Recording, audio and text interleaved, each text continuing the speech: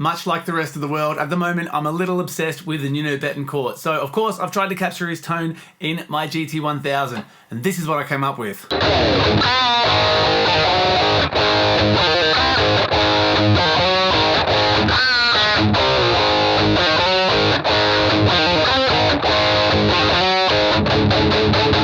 Let's go!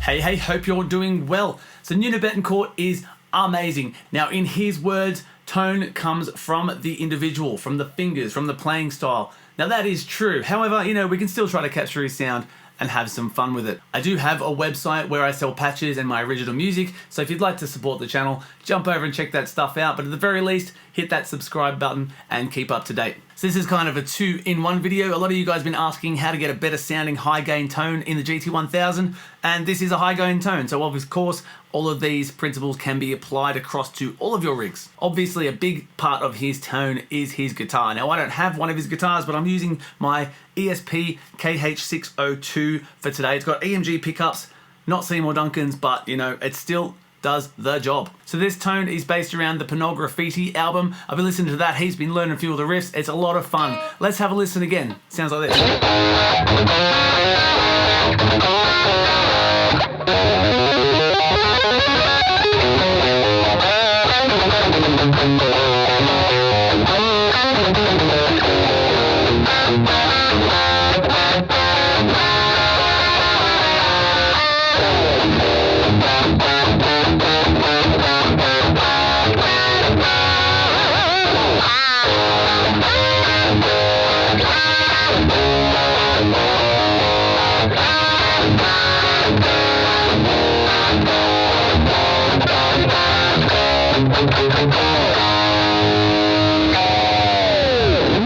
Alright, so this is the patch. First of all, the amp I'm going through is the Brit Stack. I did try to find as much information as I could to base this tone off, then I obviously used my ears to try to make it sound a bit nicer. He has his signature, I think it's a Randall style amp that he uses, but lately I've noticed that he's just using his Marshall amp. So I'm going with the Marshall.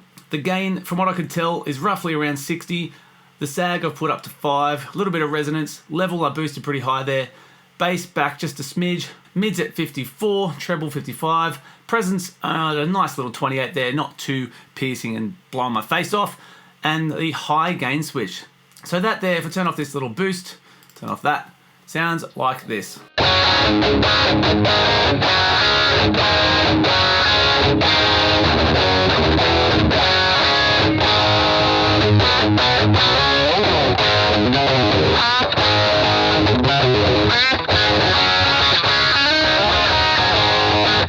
As you can hear, it definitely loses something without that boost in here, and the boost there is the Rat. Now this again, this is what he does. He uses a Proco Rat distortion pedal as a boost before his amp. In his words, a lot of people would argue that it does nothing, but for him, it tightens up the low end and he likes it, so he does that. So that's what I've done here. Drive at 0, level to 100, and it does something. It doesn't do a lot.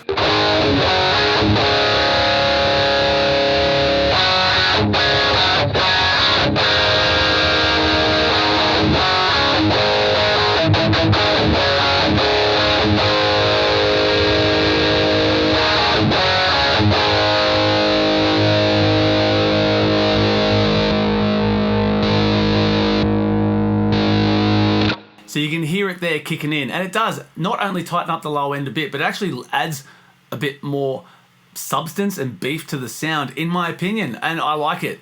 Good call, Nuno. Now you probably saw here I have a second noise suppressor in. I've got one at the back. I brought that one in here. Now watch what I've done with this one.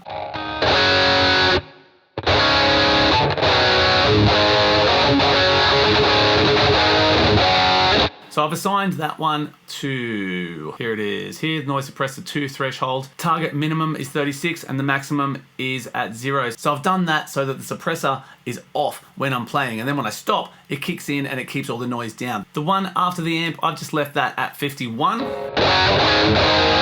So if I turn it off, it's making a fair bit of noise. So obviously I need that there all the time. I did try doing that sort of threshold movement input thing, same as the first one, but I was still getting too much noise, so I just kept it there, and it sounds great. Before I look at the EQs, let's just come to the end of the chain. I'm using just the stock 4x12 with the blend C. Medium distance and mic position is center. Sounds really good, and at the end of the chain I've got the mastering effects with live compression, dynamics 2, natural 12. It does a little bit.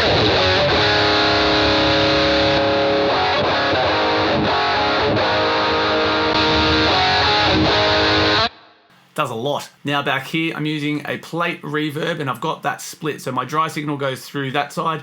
And this is 100% wet, this reverb. You can see the direct signal is off. So if I turn this back to single, that's all that's happening there with the reverb.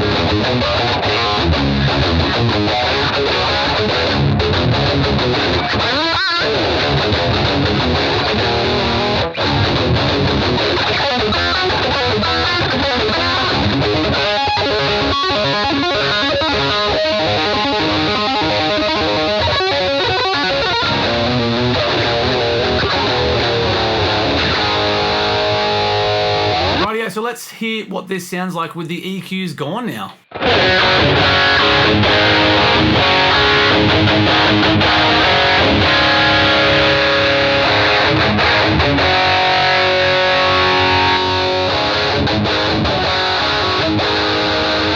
Quite a big change there. So let's look at this first EQ. It's straight after the amp. That's a parametric EQ with a low cut at 80. I boosted the low gain by 3 there because I felt like this amp needed just that little bit extra. So now then I've cut the low mids at 200 there by 5 dB. Now I've got quite a wide Q. At 2, that's kind of really scoopy. It's not pointed, it's quite wide. So what does that do? Let's...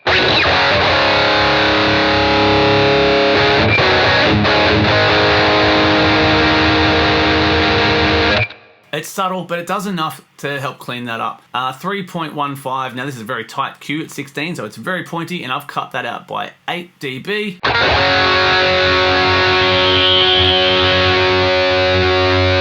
Because that frequency is disgusting. High cut I've put to 8K. You could potentially take that higher or lower depending on your preference. However, most people are gonna cut it at around 6.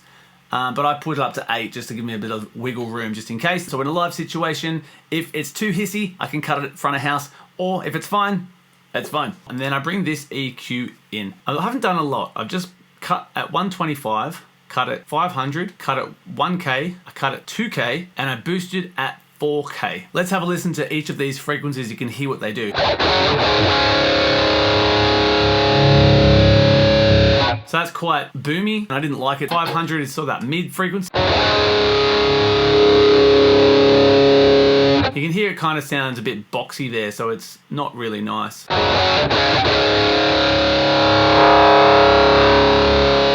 Same with 1K. I don't like 1K, so I usually just reach for that in the first place and get rid of as much as needs to be gone. Now 2K is disgusting. I hate it. It hurts my head. I'm gonna boost it a bit and you'll hear what I mean. That's at 0.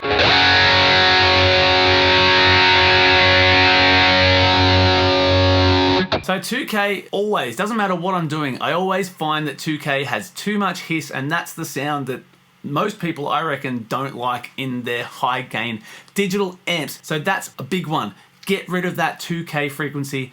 Not too much. You want to have some in there. You don't want to cut out all of your frequencies entirely, but as you can see, I've taken out a good 8 dB there, and it sounds great. Now 4K, I did a bit of work with a producer in my local area, and he always boosts his guitars at 4K to help them cut through the mix. So I've applied this to my digital amps, and same deal, it helps cut through the mix in a live situation, and I like it, sounds great. So that's more or less the rhythm tone. And then if you want to get a solo happening, what I've done here is I've signed it to that button there, and it brings in the master delay, and it turns on the solo switch. Quite simple.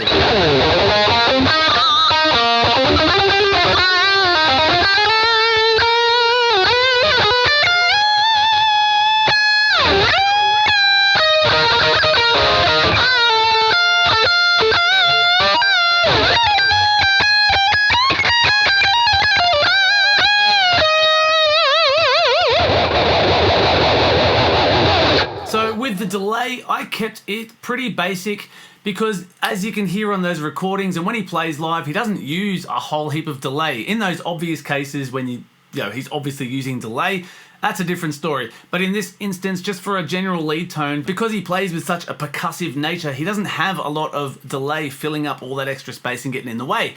So I've got the dual delay, left and right mode, I've got the analog on one side and the tape on the other. So I've got a warm sounding delay combo there, and I've even cut them at 5K so it gets some of that high frequency out of the way as well. Feedback, not too long. A little bit of modulation just because it's analog and tape, so I feel like it needed it.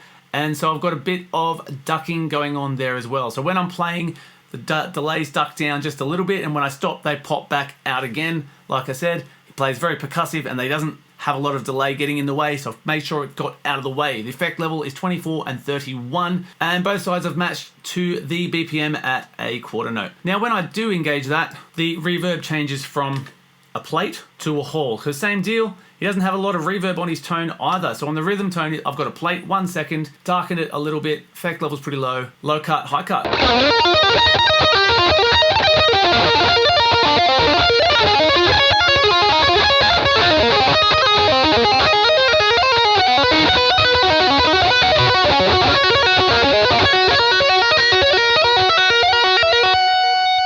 So there we go, that's the tone. I think it sounds pretty good. Let me know what you think and if you're gonna download it. I think now I'm gonna try to get this tone into the head rush and in my axe effects as well and see if I can do it justice in both of those. Thank you so much for watching. Stay tuned. See you next time.